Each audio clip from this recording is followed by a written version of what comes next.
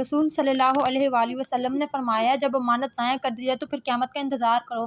صحابی نے دریافت کیا امانت کس طرح ضائع ہوگی؟ آپ نے فرمایا جب معاملات نااہل لوگوں کے سپرد کر دیے جائیں۔ اس تحریر میں خاص وظیفہ شیئر کیا جا رہا ہے جو آپ کی ہر مشکل آسان کر دے گا۔ آج یہ وظیفہ نظر بد کی علامت اور اس کا علاج۔ چونکہ نظر بد حسد کی وہ علامت ہے جو جادو اور اس میں فرق کرتی ہے۔ مندرجہ ذیل ہے لیکن یاد رکھیں نظر کے ساتھ بھی جن چپک جاتے ہیں اور درد کا آنکھوں اور کمروں سے شروع ہو کر سر کی جانب پھیلنا، پھر کندھوں سے اترتے ہوئے ہاتھ پاؤں کے کناروں میں پھیل جانا، جسم پر عموماً چہرے، کمر اور رانوں میں سرخ نیلے دانوں کا بکثرت نکلنا یا دھبے بننا، بکثرت پیشاب کا آنا اور قضائے حاجت کے لیے جانا، بہت زیادہ پسینہ آنا، خصوصاً ماتھے اور کمر میں دل کی دھڑکن کا کم یا زیادہ ہونا، دل ڈوبتا محسوس ہونا اور موت کا خوف، چہرے کا زردی مائل ہو جانا، تلاوت نماز اور دم کے درمیان بکثرت جمائیاں آنا اور آنسوؤں کا بہنا، پڑھائی کام سے دل کا چاٹ ہو جانا۔ امام علی کے پاس ایک شخص آ کر غسل کا طریقہ سیکھ رہا تھا۔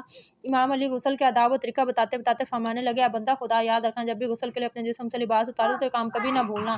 وہ کہنے لگا، یا علی کون سا کام؟ امام علی نے فرمایا، جب بھی اپنے جسم سے لباس اتارو تو شیطان پر لعنت کرنا کبھی نہ بھولنا۔ وہ کہنے لگا، یا علی وہ کیوں؟ بات جب یہاں تک پہنچی تو امام علی نے فرمایا، جب انسان جسم پر لباس پہنتا ہے تو انسان کے جسم اور پسینہ اس لباس پر لگتا رہتا ہے۔ جب انسان اپنے جسم سے لباس کو اتارتا ہے تو شیطانی جن اس لباس کے آس پاس پھرتے رہتے ہیں اور یہ انسان بیمار ہونے لگتا ہے۔ یاد رکھیں جو انسان لباس اتارتے وقت شیطان پر لعنت کرے، لباس پہننے سے پہلے صحیح طرح سے پاک رکھ کر دھو کر سوچی روشنی میں کچھ دیر رکھ کر پھر زیب تن کر تو شیطانی جن اس کے قریب نہیں آتے۔ یوں وہ انسان روحانی جسمانی بیماریوں سے اللہ کی پناہ میں رہتا ہے۔ اللہ تعالیٰ کی عظیم نعمت ہے جو انسانی جسم کو سردی گرمی ماحول کی آلودگی سے بچاتا ہے۔ اللہ تعالیٰ ارشاد فرماتا ہے، تمہارے لیے کچھ پہناوے بنانے کہ تمہیں گرمی سے بچائے، اتنا لباس جس سے سطر عورت ہو جائے اور گرمی سردی کی تکلیف سے بچے فرض ہے۔ اس سے زائد جس سے زینت مقصود اور یہ کہ جب کہ اللہ نے دیا ہے تو اس کی نعمت کا اظہار کیا جائے مستجب ہے۔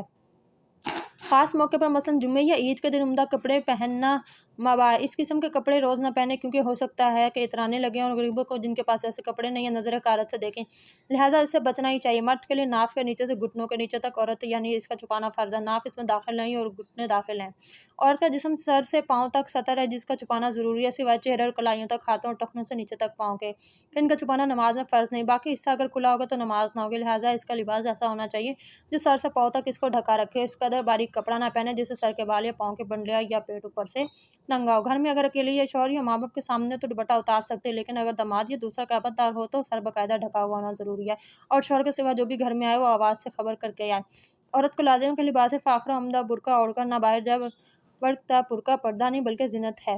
مرد عورتوں کا عورتیں مردوں کا لباس نہیں پہن سکتی کیونکہ ایسے مرد اور عورت پر حدیث پاک میں لعنت بھیجی گئی۔ چنانچہ حضرت ابو ہریرہ بیان کرتے ہیں کہ رسول اکرم صلی اللہ علیہ وسلم کے لباس پہننے والے مرد اور مرد کا لباس پہننے والی عورت پر لعنت فرمائی۔ نبی کریم صلی اللہ علیہ وسلم کیسے سفید لباس دیبتن فرماتے تھے۔ ایک تحقیق کے مطابق سفید لباس ہر قسم کے سخت موسا تغیرات، کینسر، جلدی گلینڈر کے ورم، پسینے کے مسامات کی بندش اور پھپھوندن کے امراض جیسی خطرناک اور تکلیف دہ بیماریوں سے حفاظت کرتا ہے۔